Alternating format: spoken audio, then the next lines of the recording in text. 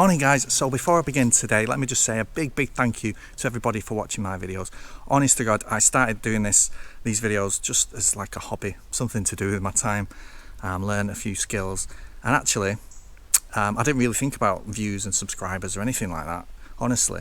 And so to have so many views, thousands of views on videos is just crazy. And I recently went past the 10,000 subscriber mark, which is a lot of people. Well, I still can't get my head around that. So anyway, thanks so much. Thank you. I really appreciate it. And I love reading all your comments in the videos and that. And so yeah, so I thought what I'd do to kind of mark the occasion, to celebrate, was to take you back to this. This is the tunnel I grew up with.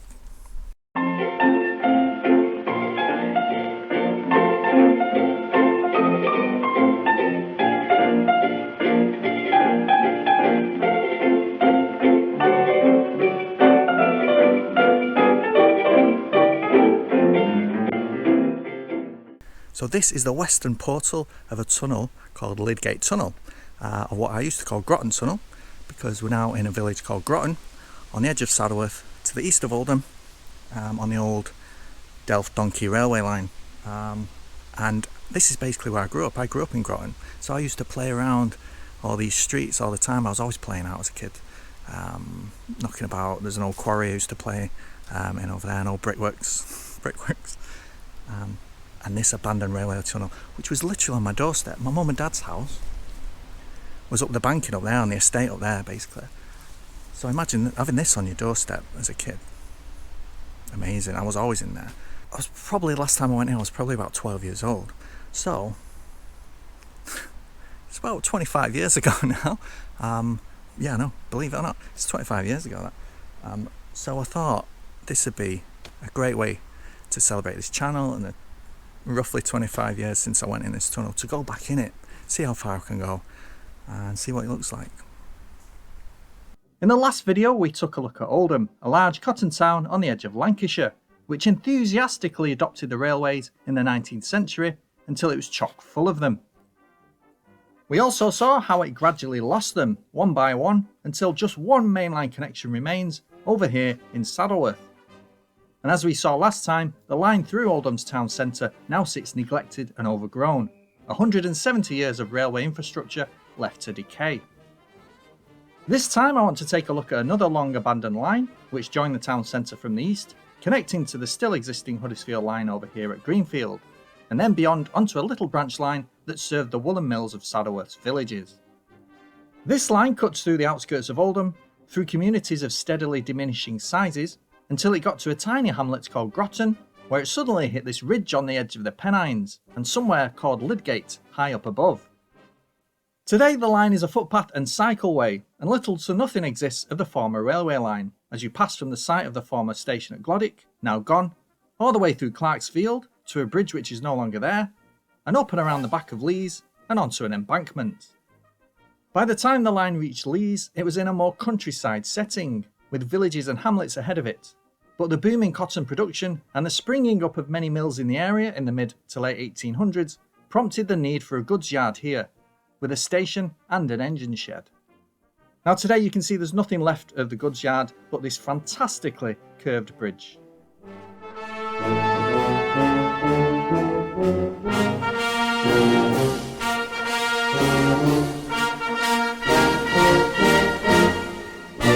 Today, the first real sign of the railway is this retaining wall here in Spring Head behind the post office.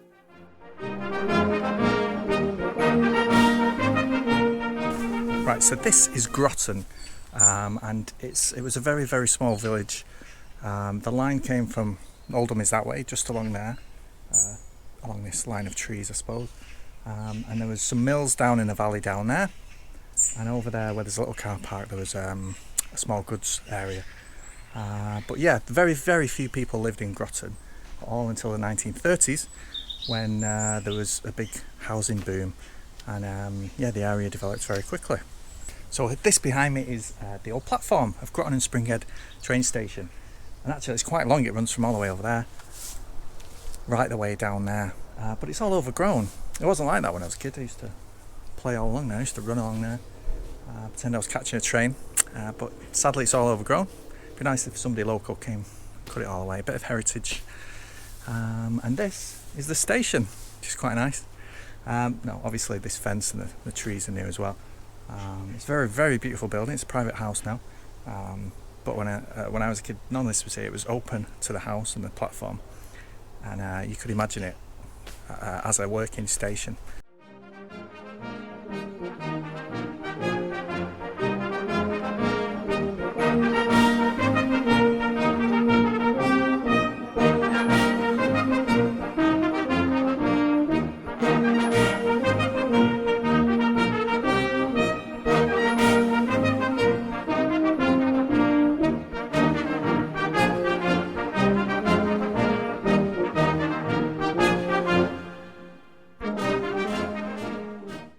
So the run up to the tunnel from the station down there is completely overgrown now. It was overgrown when I was a kid, but this is just dense, it's swampy, it's reedy, it's just full of huge trees now.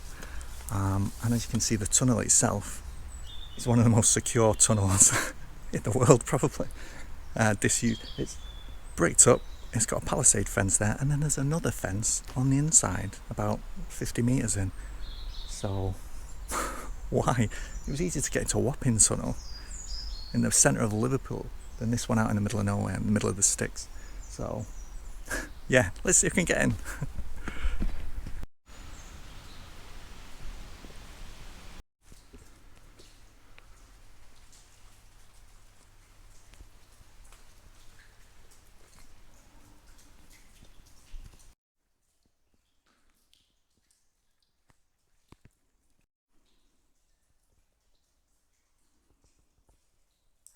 Yeah, so this is very strange.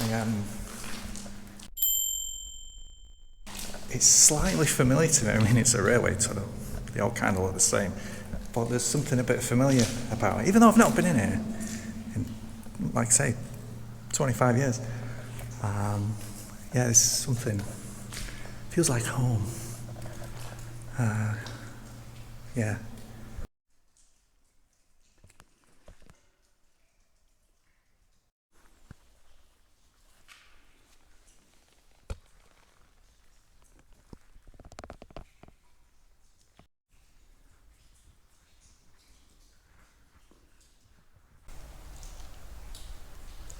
Right, so it's quite wet in here actually. I can hear lots of water dripping further in.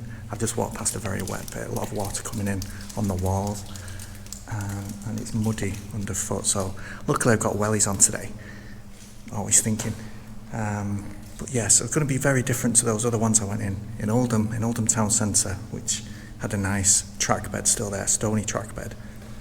This hasn't been used for 50 odd years, so yeah.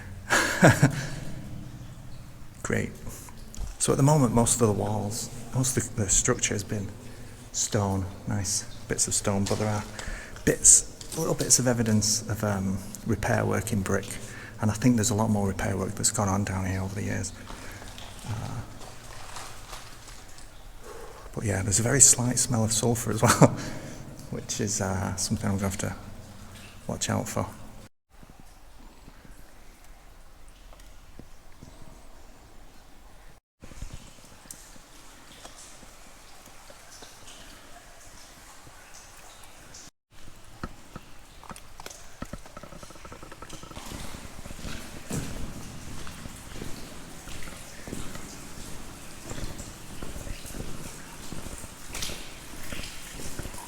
Right, so look at this wall. You can see why it's been fenced off a little bit. It's completely just drenched with water. And the colours changed. There's stalactites forming there, or formed quite a long time ago. Yeah, this is one wet tunnel.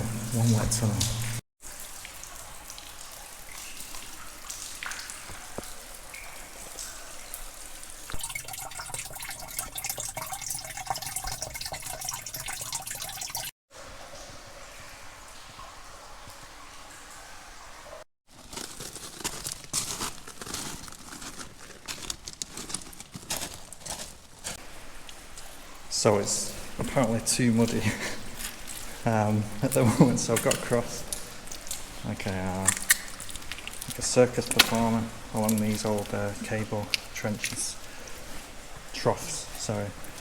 Whoops. Yeah, quite a muddy section that. Very clayey mud. Okay, loads of water coming up now. I'm a bit worried about what's going to come up.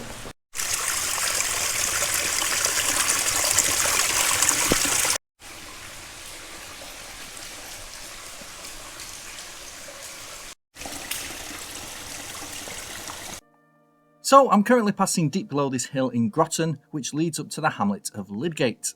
Now, as an interesting side note, these fields have their own bit of history to tell. It was here that working class radical Samuel Bamford made mention in his 1843 memoirs of a meeting where women were first allowed to become involved in the struggle for suffrage. At the meeting, Bamford explains, women in the crowd were allowed to vote for and against resolutions. This was a new idea, and the women who attended numerously on that bleak ridge were mightily pleased with it. When the resolution was put, the women held up their hands amid much laughter, and ever from that time females voted with the men at the radical meetings. This part of the world has a proud tradition of politics that challenges the status quo. In 1819, hundreds of men, women and children from Springhead, Groton and the rest of Saddleworth would march to Petersfields in Manchester city centre to join crowds of up to 80,000 other workers, all arguing for parliamentary reform and increased suffrage. Workers from Oldham and Saddleworth made up the largest contingent of those marching. Of the 18 people that died in the subsequent Peterloo massacre, 2 were from Saddleworth and 2 were from Oldham. And let's not forget that the prominent suffragette Annie Kenney was also from the Lees and Springhead area. So there's a slight incline in the tunnel, the way I'm walking, not that I can tell really, and so in the early days trains were pulled this way through the tunnel and then released to roll back in the Oldham direction. So it's 217 metres long in total, which is about 1,332 yards, so it's not very long, but take nothing away from it, it's still a fairly long tunnel under a very deep hill. So there's 4 ventilation shafts. I've just passed one. I think that was the first one. Not entirely sure. I might have missed one before that. And the deepest ventilation shaft is 210 metres. So we're really deep. We're getting really deep now. So yeah, I used to play it a lot with my sister, my older sister when I was a kid. And we used to come in here and yeah, it's funny because back then I used to be scared of ghost trains coming through the tunnel and getting us. But yeah, these days it's a bit sad that I've got to worry about mud and water incoming and structural integrity and the air quality and stuff like that. So I wish I was a kid again worrying about ghost trains.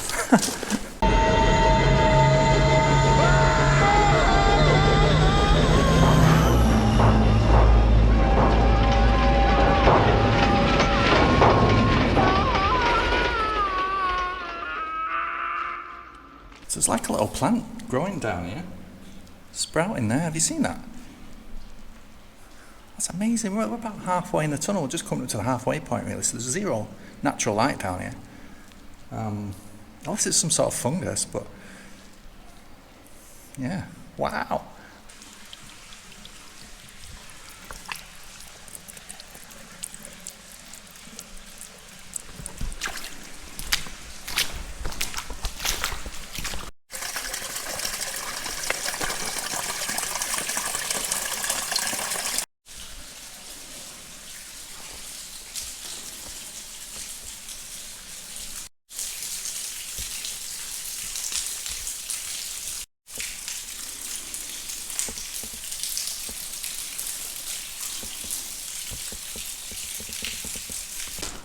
So I think we're past halfway now.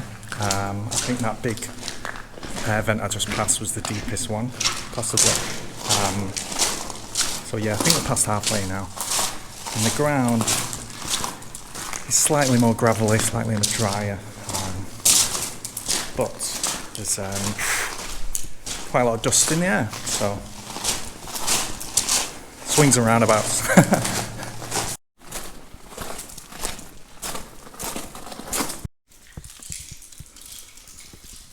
So this is the third air shaft I've come to.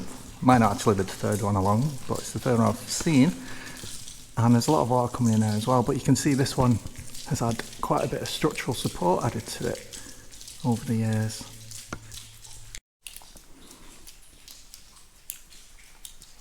So the line closed in 1964, the tunnel closed as well, but there's just too many houses built on top of it to consider collapsing it in on itself. So they just left it as it is. Right, I'm gradually getting to the end now, and I know that this is bricked up as well and it's very difficult to get in and out of. I'll tell you the truth, I've never been to the very end before. Well, I've been to the end, but I've not been through, even as a kid. So, what I used to do is just go to the end and then walk all the way back to Groton. So every time I came in here I had to do the tunnel twice. But to be honest, it wasn't that much. I used to come in here, come about a quarter of the way in, get bored, go back.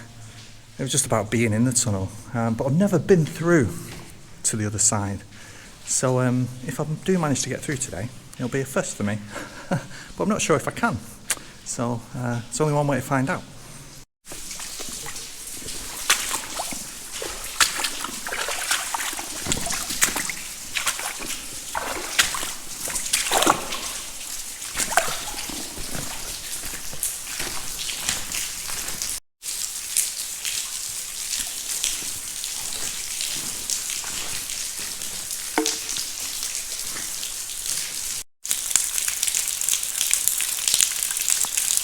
That kind of craps on my theory that it's going to get drier and drier the further I go in because it's on an incline. There's a big deep puddle there, I nearly fell in.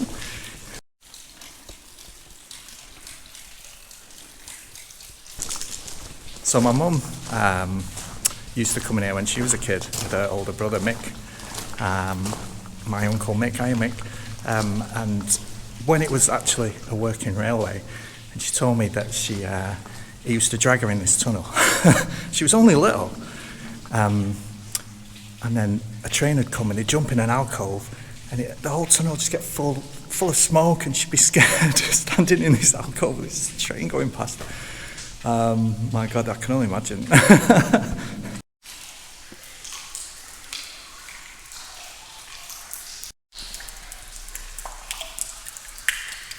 Right, so I'm at the end.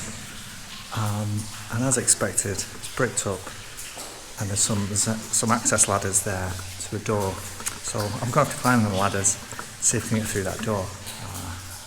If not, I'm going all the way back.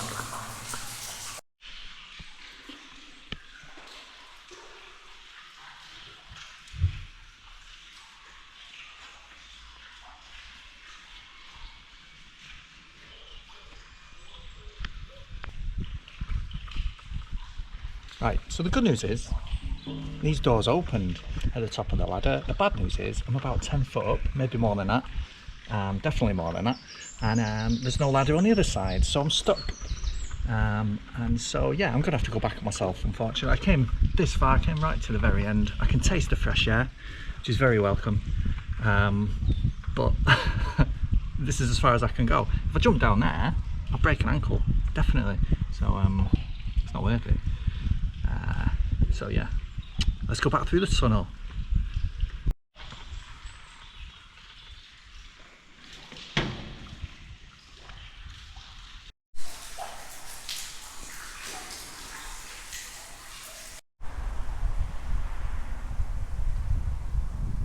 Right, so I'm back out in the open air again, the fresh air, and I've come up to the top of the hill now, under which the tunnel travels, and I've come to see the view.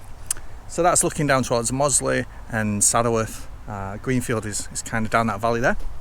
But also to look at this round circle of mossiness is actually the top of the third air vent that I came across. So the third one if you're travelling towards Greenfield like I was initially. So yeah, that is the top of it there. And yeah, so a few moments ago, I was about 150 to 200 metres directly below where I'm standing right now. So yeah, quite scary actually. But yeah, what a view.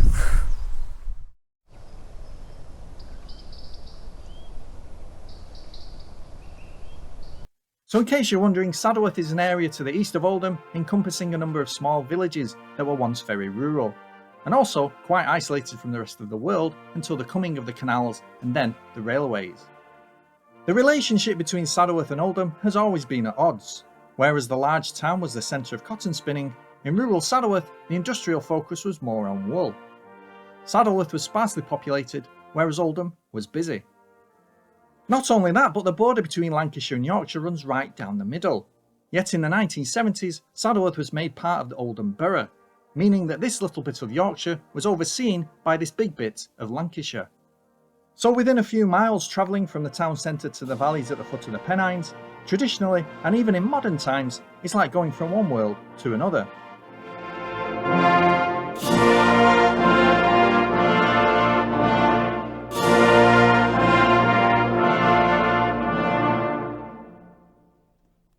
So now I'm in Upper Mill and I'm properly on the Delph Donkey line now between Greenfield and Delph.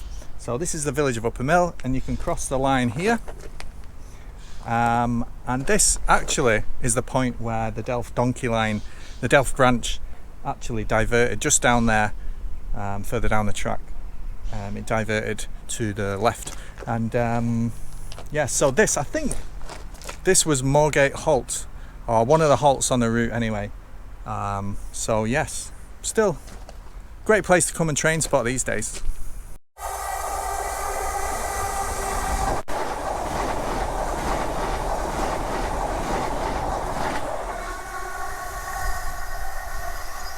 Right, so I'm now at the famous Upper Mill Viaduct, which takes the Huddersfield line, the Manchester Huddersfield line, over the valley and over the Huddersfield Narrow Canal. And there's a train. That's good timing.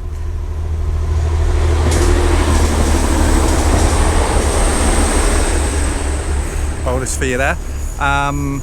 Viaduct takes trains like that over the valley. But here at this point, roughly speaking, the Delph Donkey line branched off to the left into Delph.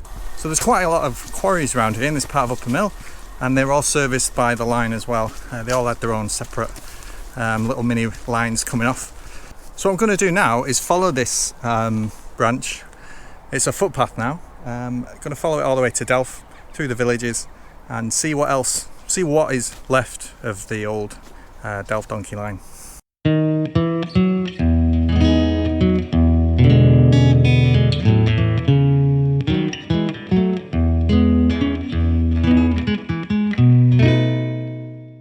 Very few features of the line actually remain today, including this small bridge and these powerful looking buttresses next to the stream.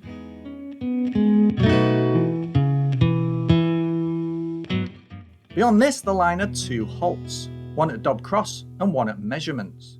So called because it served a nearby mill where precision instruments, clocks and meters were made. Measurements halts only opened in 1932 and closed when the line closed in 1955. Dobb Cross was mainly used for the delivery of coal to the nearby mills.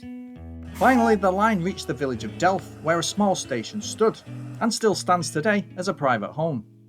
The station was extended in the 1880s as the line brought in more traffic.